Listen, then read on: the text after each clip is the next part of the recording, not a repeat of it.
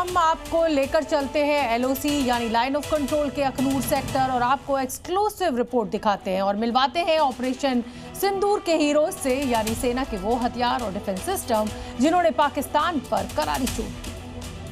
आप देख सकते हैं ये जो एयर डिफेंस सिस्टम का एक पार्ट है, ये एक वेपन है जिसकी मदद से करीबन 10 से 15 किलोमीटर तक ये जो वेपन है वो मार कर सकता है। ये जो गन है वो मार कर सकती है और इसकी मारक क्षमता की वजह से ही इसे कई गुना ज़्यादा खास जो है वो इसे माना जाता है। इसमें अगर हम बात करें तो पहले जो रडार है वो पहले ड्रोन को देखती है, उसे इंटरसेप्ट करती है और उसे पूरी तरह से गिराने में फिर यहाँ से जो जवान हैं वो यहाँ पर शूट करते हैं। इनके अंदर अत्याधुनिक जो कैमरास हैं वो लगे हुए हैं जिसमें अंधेरे में और सुबह के टाइम दोनों समय यानी कि नाइट विजन जो कैमरास हैं वो भी इसमें लगे हुए हैं पूरी तरह से।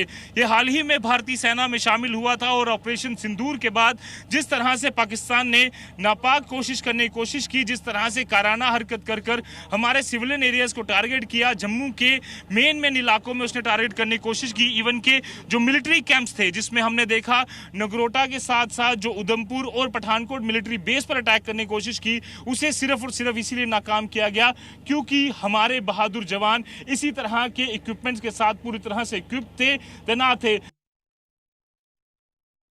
ऑपरेशन सिंदूर में पाकिस्तान को जिस तरह से भारतीय सेना, वायुसेना और नवसेना ने हमारे धूल चटाई, उसके बाद पाकिस्तान पूरी तरह से यहाँ बौखलाया हुआ था और उसके बाद करारा जवाब भी यहाँ से दिया गया। आपको बता दें कि लगातार सिविलियन एरियाज को पाकिस्तान ने टारगेट करने की कोशिश की, खासतौर पर जम्मू कश्मीर के अलग अलग इलाकों में ड्रोन अटैक और हवाई हमले करने की कोशिश की, जिसका मुंहतोड़ जवाब दिया गया। और सबसे बड़ी बात यह है कि जितने भी ड्रोन और जितने भी हवाई हमले करने की कोशिश की गई उसे पूरी तरह से भारतीय सेना के यहाँ पर इक्विपमेंट्स और भारतीय सेना ने पूरी तरह से विफल किया, नाकाम किया, बल्कि पूरी तरह से जमींदोज कर दिया। और आज हम वो सिस्टम आपको दिखा रहे हैं। ये एक ऐसा सिस्टम है जिसकी बदौलत कई हजार जानें जो है वो बच सकी और साथ ही साथ पाकिस्तान को मुंहतोड़ जवाब भी दिया गया। ये सिस्टम है आकाश तीर। इस कामयाबी के लिए हमें तो पता ही था कि हमारा जो आकाश तीर सिस्टम है ये बहुत ज़्यादा इफेक्टिव है।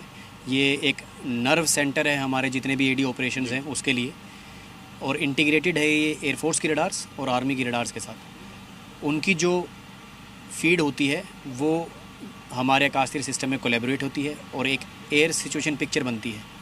जो वो एयर सिचुएशन पिक्चर होती है हमारे आकाश तीर उसको थ्रेट एवेल्युएट करता है और उसमें से बताता है कि इसमें से कितने टारगेट फ्रेंडली हैं और कितने दुश्मन के। जो भी दुश्मन के एयरक्राफ्ट होते हैं उनको देखते हुए, उनकी लोकेशन देखते हुए हम उनके आसपास का जो वेपन सिस्टम होता है उसको एलोकेट कर देते हैं कि ये 3 ड्रोन या 10 ड्रोन ये आपके हैं, आपको इनको डिस्ट्रॉय करना है।